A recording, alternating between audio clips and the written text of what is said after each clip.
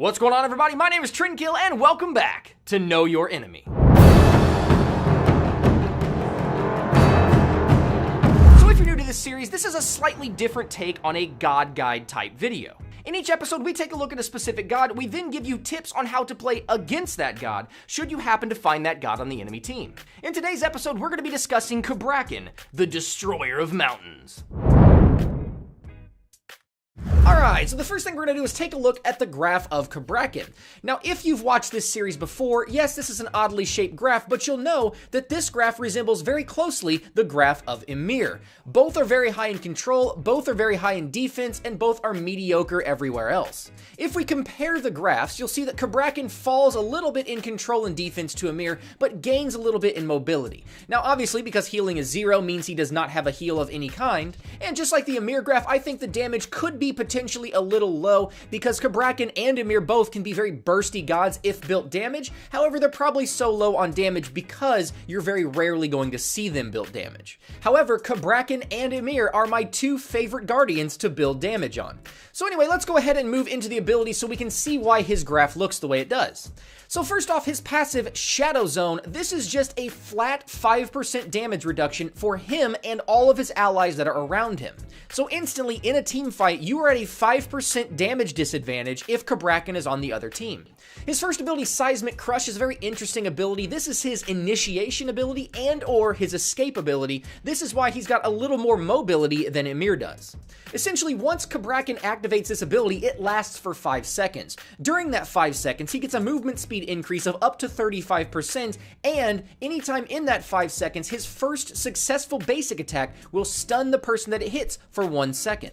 In addition to that, he is immune to slows and roots while this ability is active. So with the 35% movement increase and the immunity to slows and roots, this is like a mini sprint. Sprint gives you 40% movement speed for 6 seconds and immunity to slows, whereas Seismic Crush gives you movement speed of 35% for 5 seconds, the immunity to slows, but it also gives you immunity to roots. So while it's a little bit slower and a little bit shorter, you do get that additional root immunity. Now the downfall to Seismic Crush is, if you use this to get away or get out of something that Sprint would have gotten you out of, you can't use this offensively to stun somebody.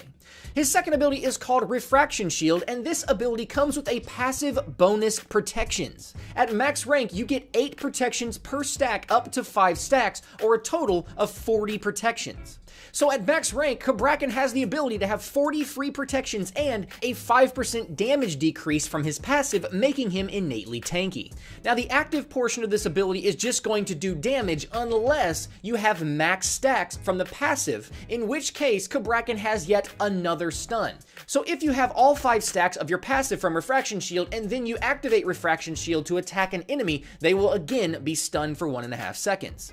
And then we get into what I think is one of his best flavor abilities, Tremors. This ability is unlike any other ability in the game. Literally, he is the only person that has this type of ability. When Cabrakan activates Tremors, he has the option to channel this for up to 10 seconds. He can cancel out of it at any time during that 10 seconds, so if he activates it, he's not locked in for a 10-second channel. Essentially what he's doing is he's slamming his hands on the ground, and in an area around him creates a new type of crowd control called Tremble. If you know anything about Poseidon and or Bacchus, which we haven't covered in this series yet, this ability is kind of like a mix between Bacchus's Intoxicate and Poseidon's Whirlpool. The ability is constantly pulling you towards the center, just like Whirlpool does. However, it also makes your character very hard to control, wobbling back and forth like Intoxicate does. If you do not have an escape move and you're trying to walk out of Tremors, this can be very disruptive and confusing for a new player. In addition to all of that, it also does damage every half second, so it can actually do a considerable amount of damage, especially if Cabrakan is building magic damage. And finally, his ultimate Tectonic Shift is a very interesting ability. This is similar to Emir's Wall or Thor's Wall. It basically brings up a player-deployed barrier. Unlike any other barrier in the game, this one is not a straight line. This one actually curves around and almost makes makes a cave of earth around somebody. Another unique feature of this ability in comparison to the other wall type abilities in the game is the fact that this one does damage in a cone shape in front of Cabrakan. Another unique feature of this ability is the fact that it doesn't bring up one specific wall, but many small walls. And all of those walls separately can be basic attack to destroy them. How many attacks does it take to destroy a wall depends on the level of the ability. At the first rank, it only takes 2 auto attacks to destroy a wall. At max rank, it takes 6 hits to destroy a wall. But Cabrakan himself can destroy his own walls with a single basic attack. So with all of that being said, you can really see how Ymir and Cabrakan are very similar gods. The reason Ymir is probably regarded as better than Cabrakan is because all of his crowd control can be used from a fairly safe distance, whereas Cabrakan's pretty much gotta be up in the fray to do any good for his team.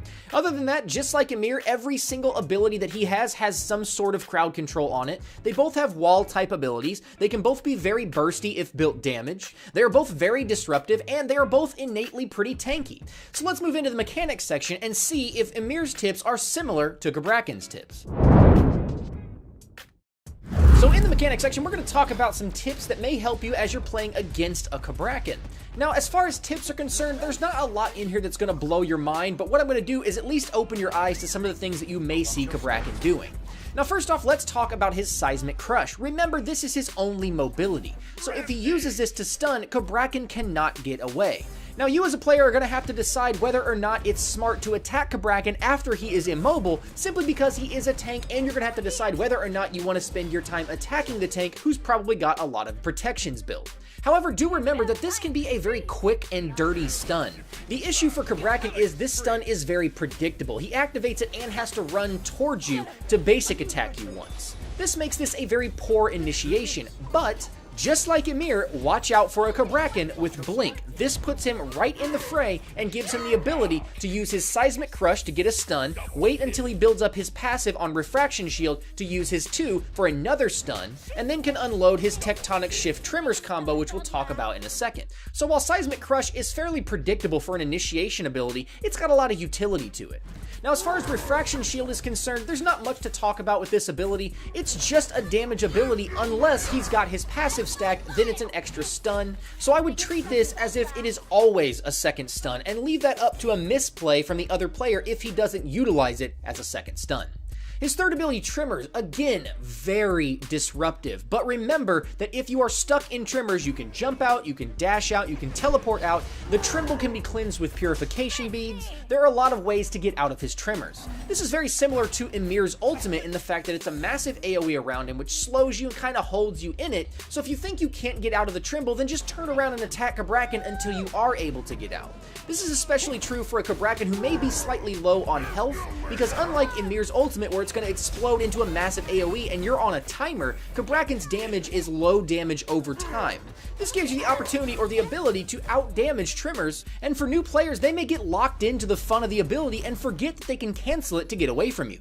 Now, one thing about Tremors is, one, if you don't have some sort of escape, this can be absolutely devastating. It can be even more so if you see a Cabrakan who's not even building magic damage build Gem of Isolation.